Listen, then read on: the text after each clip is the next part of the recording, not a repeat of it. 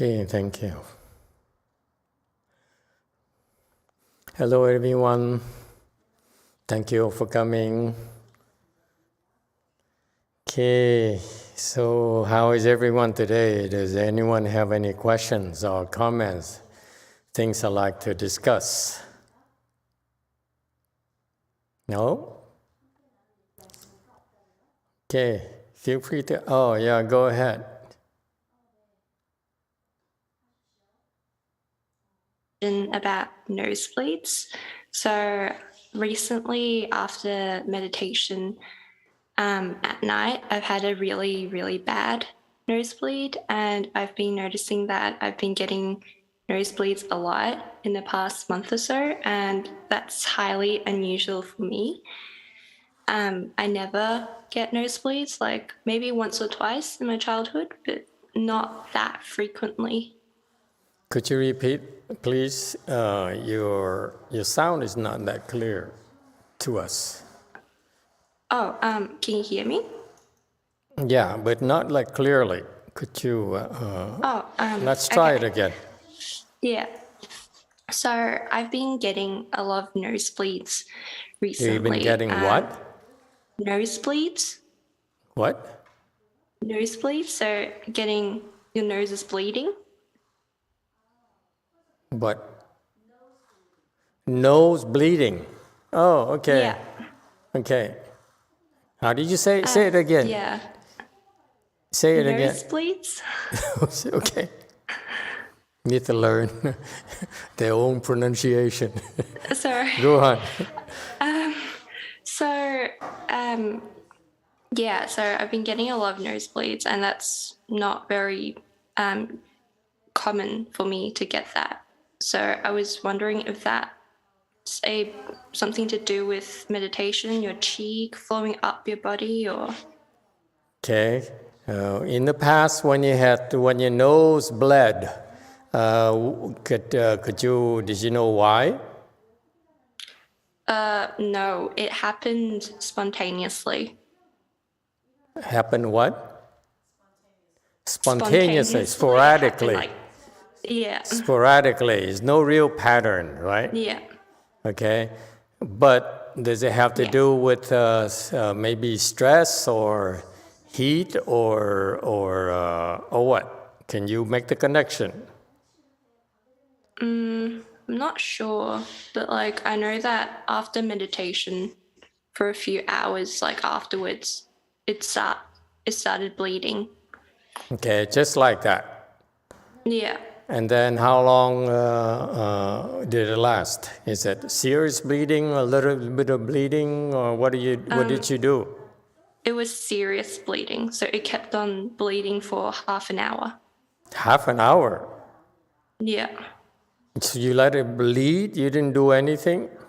I woke up in the middle of the night and it started bleeding. So at first I thought it was snot, so I just let it flow to the back of my throat, but then it didn't stop, so I got up and the blood started gushing out. So I called my mum and she used this kind of Eastern medicine pressure points beside the nose to try and stop it, and then it stopped after half an hour. Okay. Have you gone and seen a doctor about it? That's the first thing you ought to be doing. You should go see a doctor to find out what's going on. Okay. And then take it from there. See what the problem could be. Okay. And before we do anything drastic, usually. The nosebleed is rare for us. I don't understand why there's nose bleeding. Anyone who is in Eastern medicine can help me out here, teach me in Eastern medicine why do we have nasal bleeding at all? Xin Tung, is she here?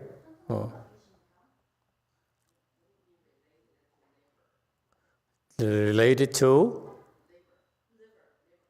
Liver. Okay. Nose bleeding comes from liver issues, okay? And then what you ought to do is go see a doctor, not only Western doctor, but also Eastern doctor, and see what they have to say. And I wouldn't pay anything. I wouldn't start any treatment. Just find out what the problem is, first of all, and see what they think in your particular situation, what might be the case, what might the problem be, okay? And don't worry about it.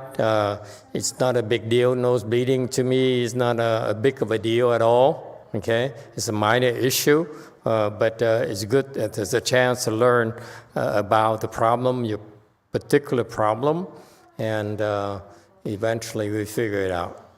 I wouldn't worry, okay? So go see a doctor, see what they have to say. In this case here, I would be more interested in what the Eastern doctors have to say, okay? Because Western doctors, I'm not sure what they might tell you.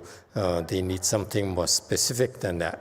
The nose bleeding is probably the Eastern medicine probably has better insights on why it happens than Western medicine. Okay, so see if you can do that, and that's regardless. It's in general, it's a minor issue. It's nothing to worry about. Okay, you look pretty healthy yourself. Okay, so I wouldn't worry too much about it. Okay, but I definitely go see a doctor. Don't ignore it. Okay, you need to learn. Whenever there's a problem, especially a physical problem, do not be like the young people nowadays. They tend to ignore it and they say, I don't care. It doesn't matter to me. I'm tough. I survive. I feel that young people should be taught to pay attention to the body and look for signs of issues they might have. Okay, and meditation in general will help address those issues fairly easily. Okay, that is with the assumption that you keep up to the training, you will improve. As you improve, you will fix your many physical ailments, okay, as well as mental sicknesses as well. Oh, look at that. So you lost your balance, or you just... okay, thank you very much. Okay, I wouldn't worry.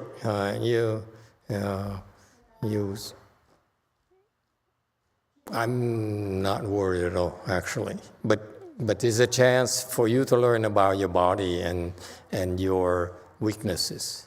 Okay? All right. Any other questions?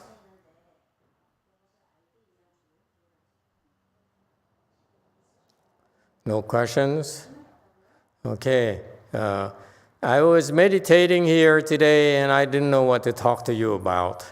And I have I'm going to Korea pretty soon, and I need to give them a talk topic when I go to Dongguk University to address them for an hour. And today as I was meditating, trying to decide what to talk to you about today, I'll talk about what I'm going to talk about at Dongguk University. So I have no idea what to talk to you about. What I saw that Apple is back from the continent of Africa. Look at that. She's not any darker at all. Hello, Master. Actually, she does look like there's a deeper tan, no?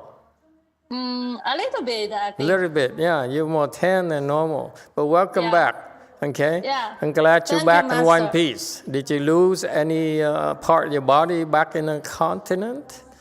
No. Nothing? I just... Well, you have to share with us your photos and videos and your cool experiences, huh? I just back home 2 hours ago. 2 hours ago. Yeah, and Welcome home. I think I'm run out of the Africa blessing, and so I back to home. I'm glad back to home, back to Master's territory. Well, I'm glad you're California. back. Well, I'm glad Yeah. you're back in one piece with a nice looking tan too. So that's great. So let's talk about it later, okay? And maybe give us a few minutes of your time to talk about your trip and so forth, your great adventure with Pierce, your husband, and so forth. Huh? Okay? Yeah. Okay. Yeah. Whenever you're ready. Okay.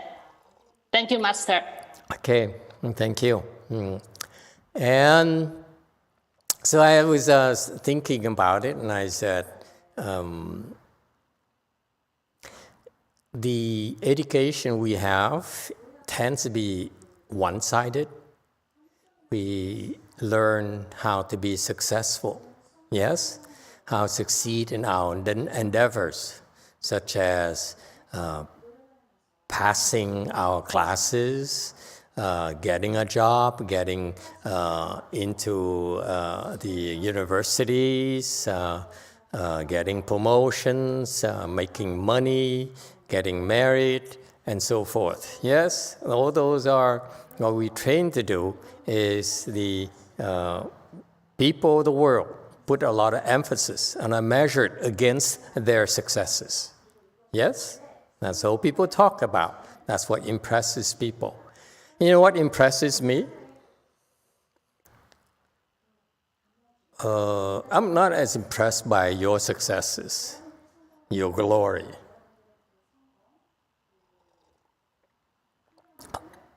Is I feel that as we go through lives, as I went through lives before I became a monk, as a one gaping sort of knowledge that I didn't have. Okay? I did not know how to handle failure. Not just daily failures, but big failures. We sort of go through lives putting our heads in the sand, hoping that we won't have to face big failures. Sounds familiar? When you think about it, actually, we live our lives with this fear, okay? Underneath, very deep-seated fear, okay? And we hope that we won't have to face a big failure in our lifetime. Sounds familiar? Huh? So that when we have a big failure, like we get divorced, we got fired, our boyfriend rejects us, okay? Our beloved children, they run away and they don't want anything to do with us. Huh? All those sorts of failures. We really are at a great loss. We don't know what to do. Agree or disagree? And that to me is a weakness of the training of the world, where we are too focused on success. We're too focused, we measure ourselves, measure everyone against successes. But no one talks about the failures. For example, I used to hire a lot of people. And when people submit the resumes, they talk about their successes, their achievements, and then very, very rarely do they speak of their failures. If those who really don't have much success to talk about, then we'll talk about how they fail and what they learned from it. Okay? Sounds familiar? And that's what we do. That's what you do in your resumes. That would no longer impress me. Okay? I feel that the training we all go through, that people pay for such education, such training, really make them ill-prepared for that failures that you have to face in your lives. the failures of, for example, when you get older and your organs fail you. Your knees fail you, your legs fail you. Your body fails you. Your children disappoint you. You put everything on your family and your children, and they are really, really disappointing. They don't measure up to your expectations. Or you're severely sick, you're ill, and you don't know what to do with it. Okay? So to me,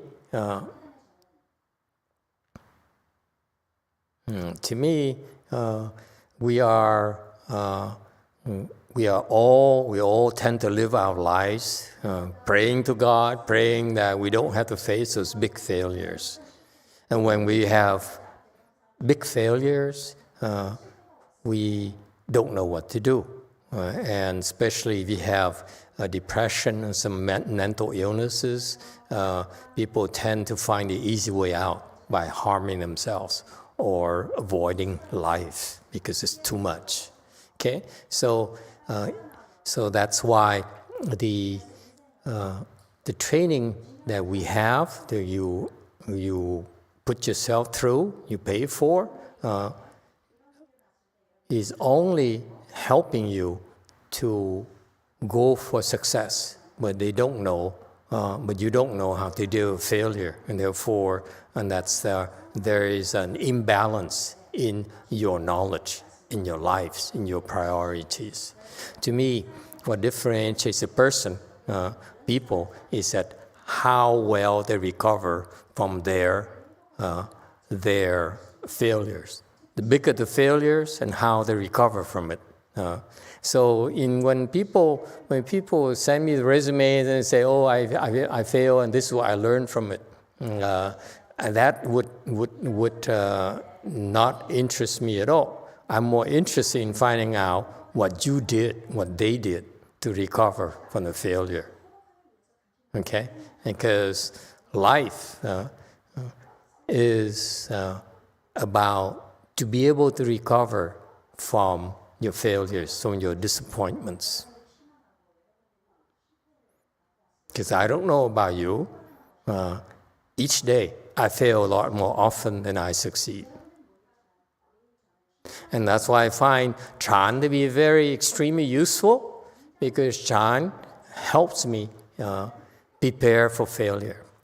Chan forces me to look at my inadequacies, my flaws, and work on my flaws instead of ignoring my flaws and only focus on my strengths. Okay? So this is the difference between spiritual pursuits and worldly pursuits. Okay?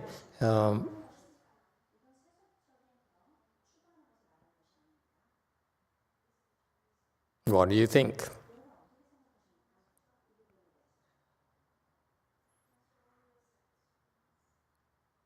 Go ahead. Master Lanfang has a question. Okay.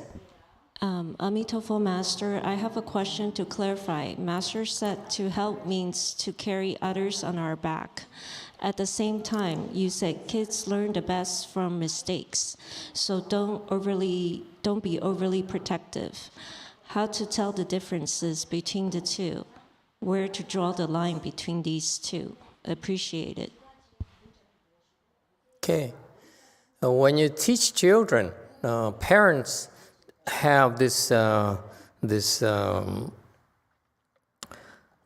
attachment.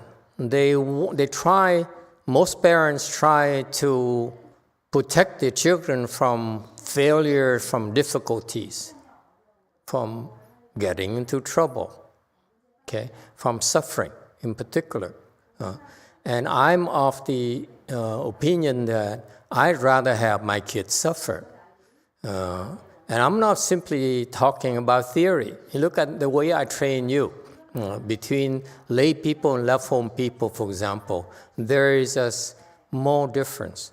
For lay people, you the pressure on you is not as much. We all go through the same program here, we have meditation, if we have sutra lectures, I'm available to consult with you and so forth.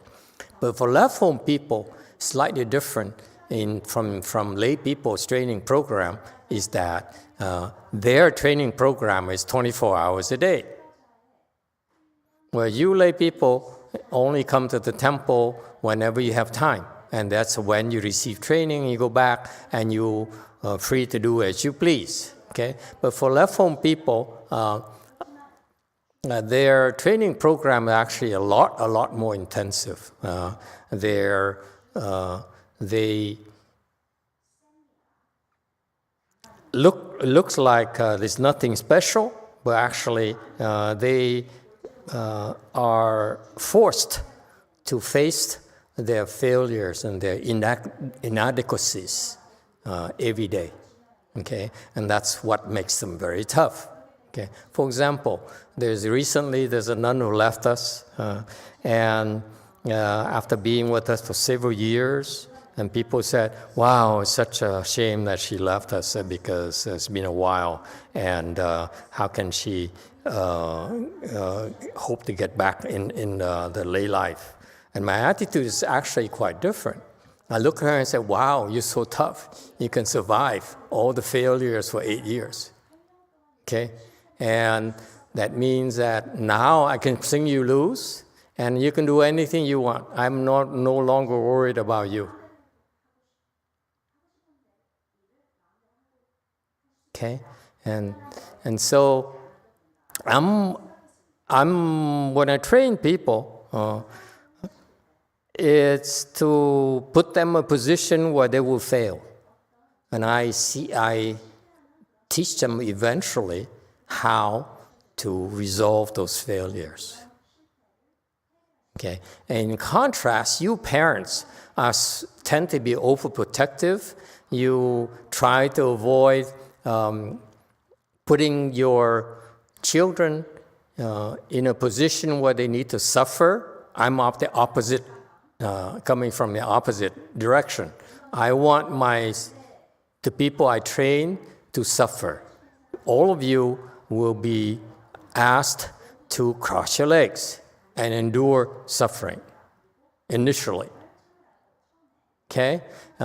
And as you go through, you endure the process, you'll be trained to get better and better and better. As a result, great things happen to you by learning how to do something that's difficult, that involves discomfort, pain, and suffering.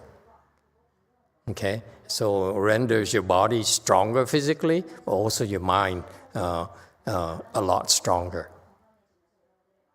Okay? So that's the difference. So in children, I watch parents. I see how parents teach their children. I see they're so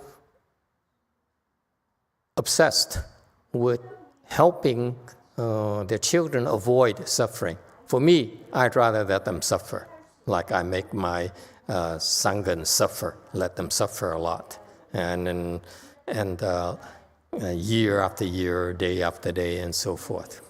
Okay, so that's what I do. But the difference is that you don't want to overdo it, because when you make them suffer, you have to keep an eye on them, make sure that they don't break, they don't give up.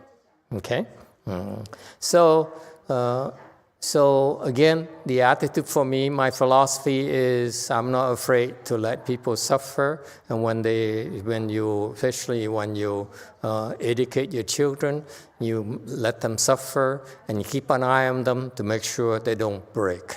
I will push them to the breaking point and then back off. Okay, time and time again. Okay, so that's the philosophy in general.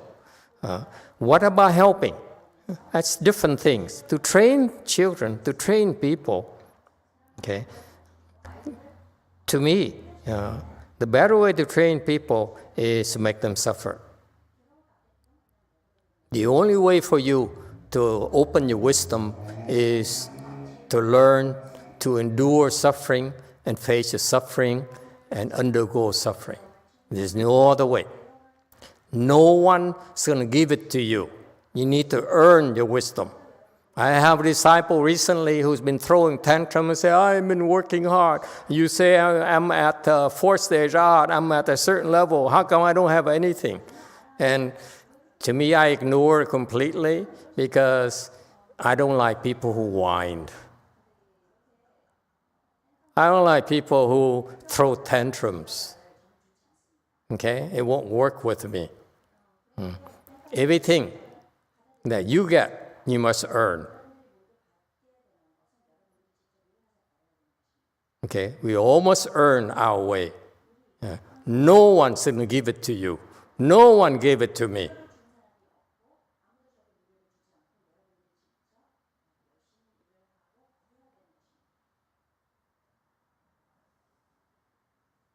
Okay, so stop being a baby and say, give me, give me, give me.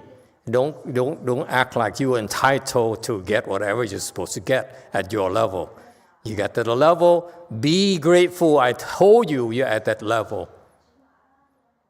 It's a reminder that now you're in a position to work harder to develop the skills you're supposed to have at those levels. It doesn't mean I'm going to give you those skills just because you get there. So stop whining. Okay? And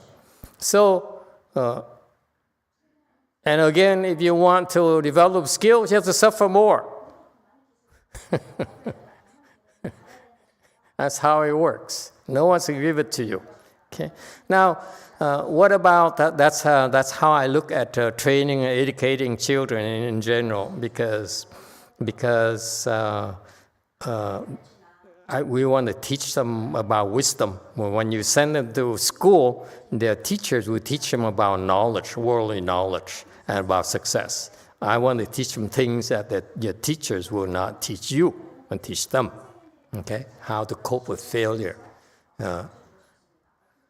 That's how you open your wisdom. That's how you learn to solve your problems better, by looking at your problem, looking at your failure, instead of looking at only your successes. Those who are preoccupied with looking at their successes or going after successes only cannot handle failure. They have no wisdom whatsoever. All right? Now, what about helping others? It's different. Training is different from helping. Training children is different. What is helping people is helping others basically involves carrying the burden for them. You think that I can sit here and help you and teach you Chan meditation without carrying you in my back? You think it's possible? Who's protecting you against your creditors? They're harassing you 24 hours a day. If you owe the bank will never let go of you until you pay off your debts, right? So it's 24 hours a day. They're entitled. They have access to you. Same thing. You created so many offenses in the past that now you're practicing meditation. Many of your offenses involve obstructing others from cultivation. Let's say your wife goes to the temple and you say, why do you go to the temple? Why are you ignoring me? What is that called? It's called obstructing your wife from going to the temple. You did that in the past. Now, in turn, your husband stops you from going to the temple. Okay? Similarly, the creditors, the people you owe to, that are tormenting you, are inflicting a lot of pain, suffering on you, and they're doing that to you right now. And when you go to the temple, you have a reprieve. You have a temporary reprieve. Because when you come to the temple, they cannot come in unless they behave. Okay? So you bring those issues with you to the temple, and in order to help you cultivate, you need some protection. You need some relief, some temporary relief, so that you can learn new skills and not be distracted by your daily suffering, your daily struggles. And that comes from our protection. I'm sorry nowadays, I don't have a lot of time. I'm very blunt, okay? I'm not going to beat around the bush anymore. When you come to the temple, when you sit in our class, okay, in our online classes, we are extending protection to you so that you have some temporary relief, so that you can concentrate on your spiritual work, on your training. Okay? That's what we do for you. And when that happens, okay, that means that we take on your creditors, the people who harass you, because they are not going to like it when we meddle into your affairs. But that's what we do. Okay? So that's what I meant by carrying you on our back. And each and every one of you who receives help is more or less us carrying you on our back, so that you can go a little bit further than you would otherwise on your own.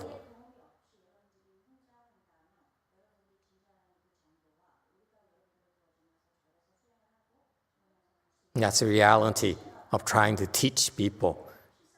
This is spiritual training. It's not like worldly knowledge where you can pay for it and you get what you want. Here, in the spiritual training here, we actually literally have to carry you on our back. We need to give you protection. We need to help you solve your problems, your obstructions. That's what I meant by carrying you on our back. It requires skills. The strength to carry in our back, skills to keep your harassers, tormentors at bay temporarily, okay, and hopefully in the same token, convince them to become to relent and not be as vicious on you, okay. So that's what happens to you. This is what we do for you.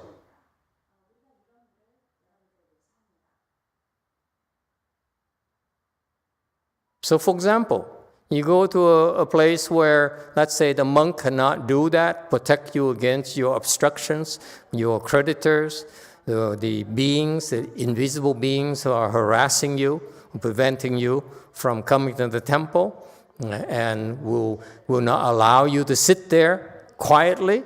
They torment your head. They inject ideas in your head, torment you, and say, get up, get out. This cannot.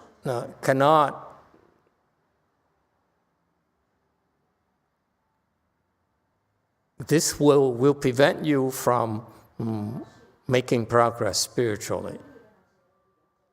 So in that case, you won't have a chance at all. So that's what we do. So you go to places where the monks and nuns cannot protect you against your own creditors, then you will not be able to make progress.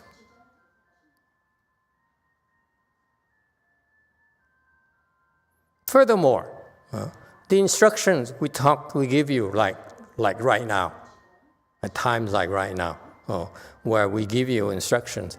Those instructions are also designed to help you better cope with your tormentors, the beings who are inflicting a lot of pain and suffering on you, whether it's physically, whether it's mentally.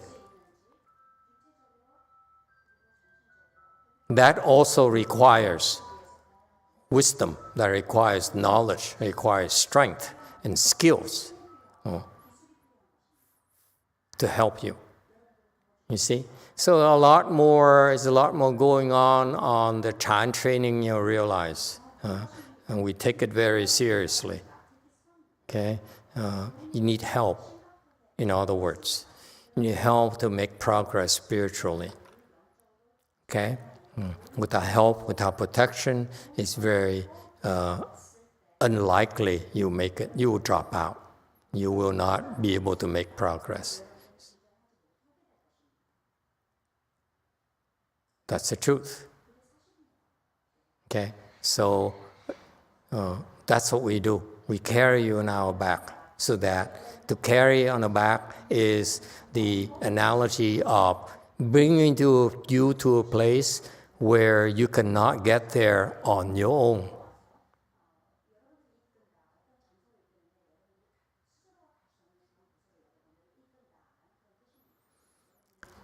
Did I answer the question?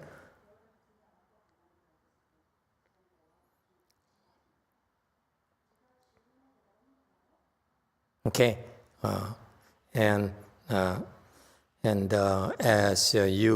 as you make progress, as your wisdom unfolds, and you understand more about the spiritual side of life, okay, then you naturally become more appreciative, and less self-centered.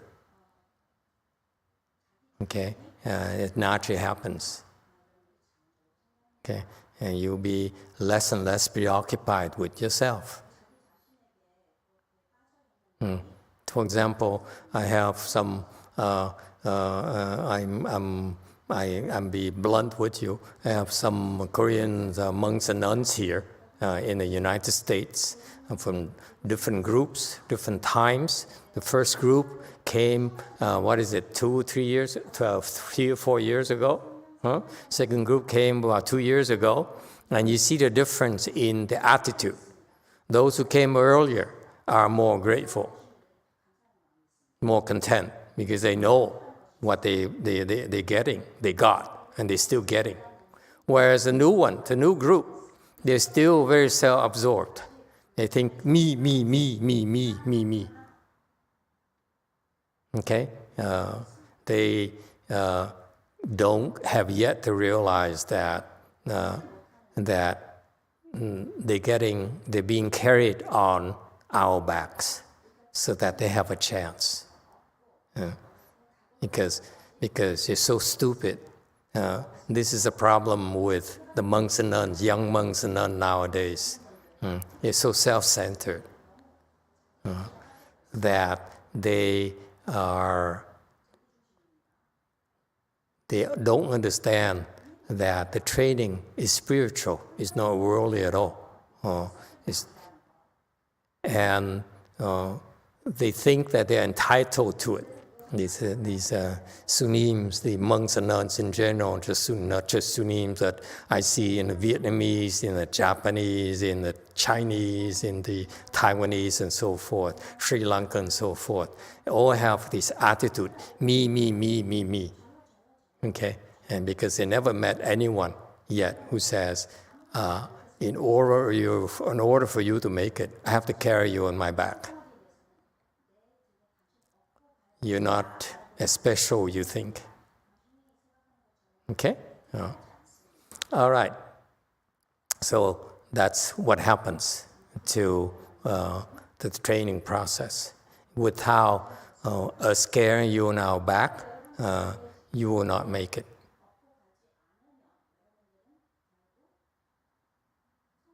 Okay?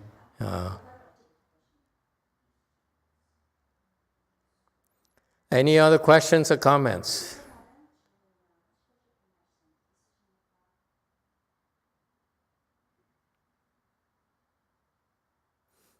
I'm hoping in the future more of my disciples can help carry you on their backs. My goal is train a lot of people who are able to carry you on their backs. For example, Master Xu Yun can carry a bunch of people on his backs, but I feel that he's not quite there yet. He can't really help a lot of people yet. And so I hope that many more of my disciples will surpass his level so that they can do a lot more for society, a lot more for the world. Okay? We simply carry, like an atlas, carry the world on our back. We simply don't say anything. And that's how we open our wisdom. You see? We open our wisdom by carrying you on our back, by helping you, instead of helping ourselves. That's the difference between us. Okay? And by the way, I'm very grateful I received for your information some Huangbo anecdotes. I haven't had a chance to look at them. I like it. Huangbo might be challenging to try to explain to you. But also got some stuff from Xu Yun, which I have zero interest in even spending any time looking at Xu Yun. So I look at his teachings some times ago in English. It's very sound, very fundamental, but I feel that it's not very effective at developing talents. Under him, historically, even though he's a predecessor to Master YongHua, my late Chinese teacher, I don't think he trained anyone at a good level enough. And so I'm disappointed. Okay, for Mahayana to thrive in the 21st century, we need more talented people than that. So anyway, I appreciate the time for you. Those of you who are looking for materials for me, don't look into Xu Yun. Okay, I have zero interest in Xu Yun at all. Okay, but I love the Huangbo stuff. Was there a question earlier? I'm sorry, I ignored the question from Korea. Go ahead.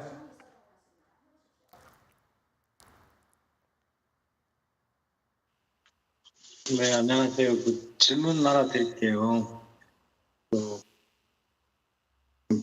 배가 고프면 먹고 싶고, 졸리면 자고 싶고, 추우면 입고 싶고, 이렇게 그 욕망이 일어나잖아요. 그 욕망에서 벗어날 수 있는 방법이 무엇인지, 그것을 여쭙고 싶습니다. 욕망에서 벗어날 수 있는 방법이 무엇인지.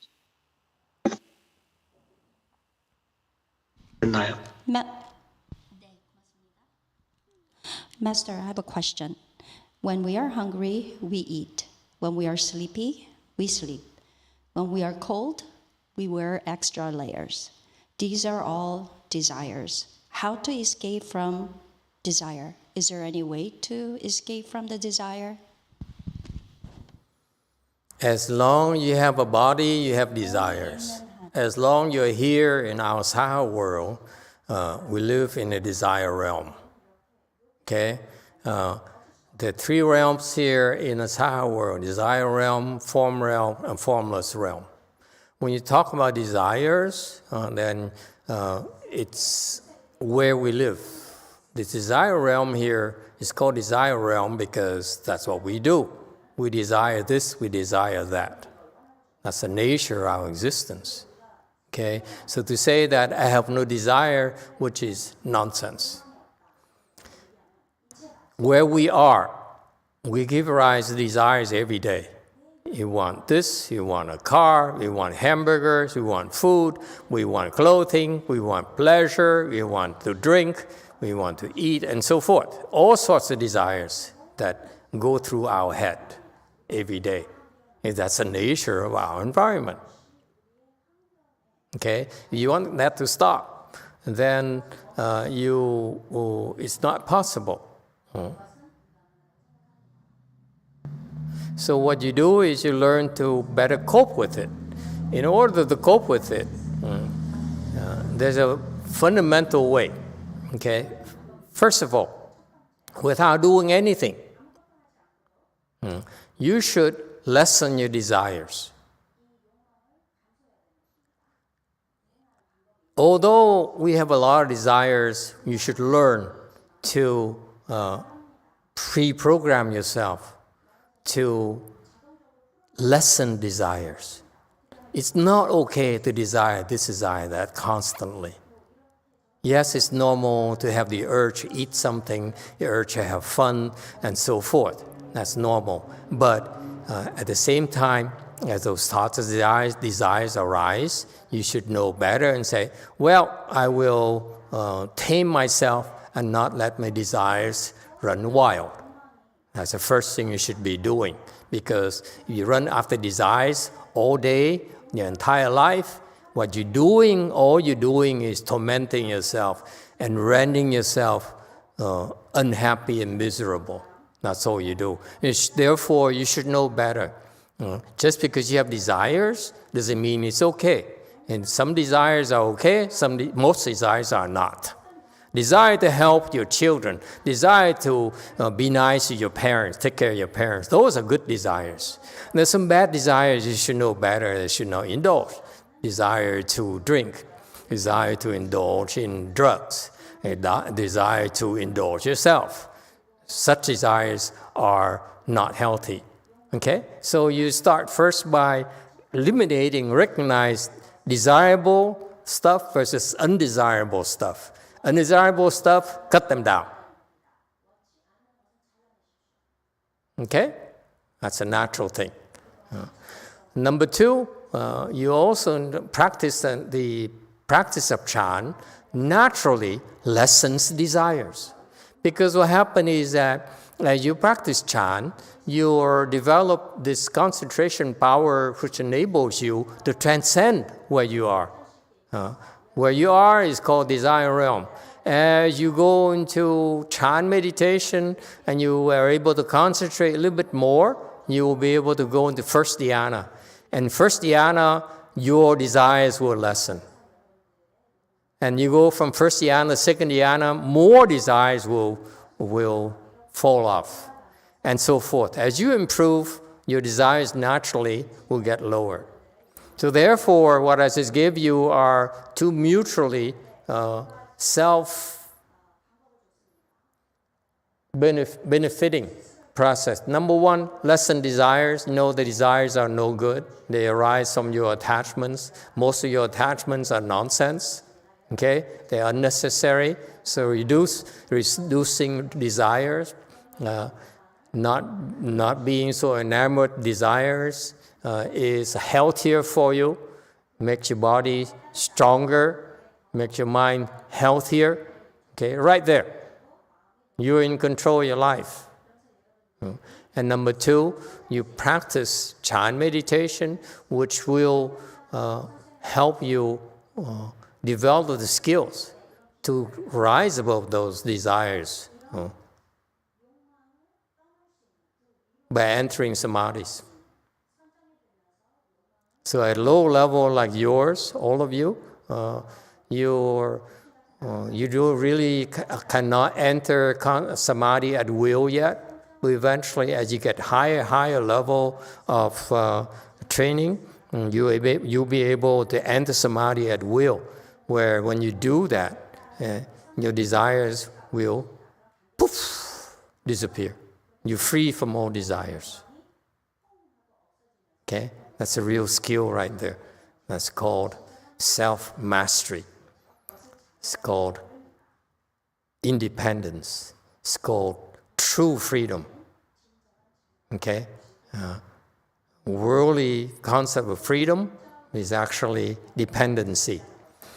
For example, here in the US, people talk a lot about financial independence. People save money so that they could retire.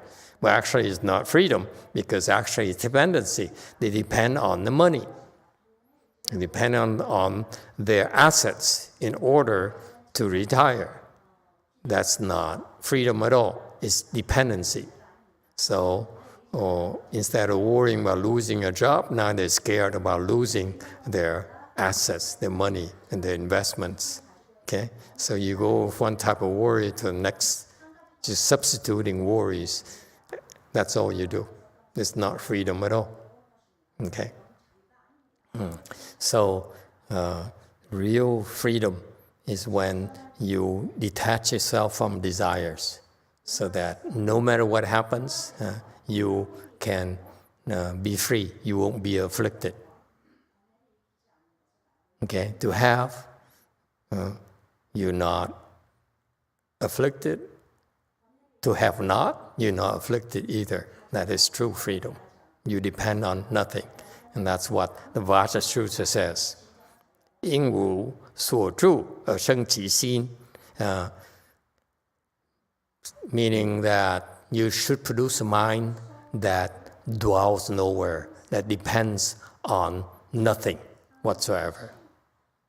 Okay, that is freedom. That is true happiness. Okay, that's how. So in general, Chan training will, as you hang in there, Chan training will make you more and more detached and free from desires. And that's when you find peace of mind, you find true freedom.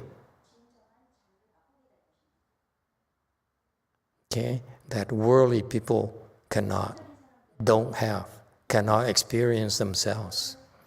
The world, the people of the world are chasing after dreams. Okay, and they're living a dream. They're chasing after desire, after desire, after desire. It's endless. It's a lot of suffering, a lot of self-torment, and therefore, they will not end well because they don't know better. That's all. Their Chan training here, we are giving you, will give you that kind of balance where you can have a normal life, you connect with people, and at the same time not be dependent and be free yourself. Okay, so you can so that you can choose. You can choose to indulge in desires. Okay, because you know that you can be free from the desires at will. So you indulge in order to help others. That's what they call by 同事, same work, same endeavors. When we connect with people, we do the same thing. We go eat, we go dance, we go sing, we go enjoy ourselves, okay? So that we can connect with people, and so we create a bond to help them, so that they can listen to us, they can trust us, okay? But other than that, it's a personal choice. Okay, so that's what the Chan training is going to do for you. Okay, give you that kind of skills. That's why I stress to all of you, it's very important. As long as you have a chance to come to our temples, follow our programs, keep in mind, improve, improve, improve. That's it. It's fun to improve. It's rewarding to improve. Okay, and you like yourself better.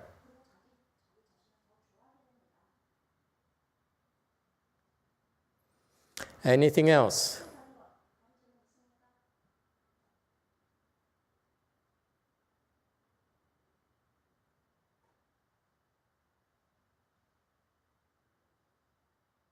Okay, if there's nothing, then we can stop here today, and thank you all for coming. And see you next time.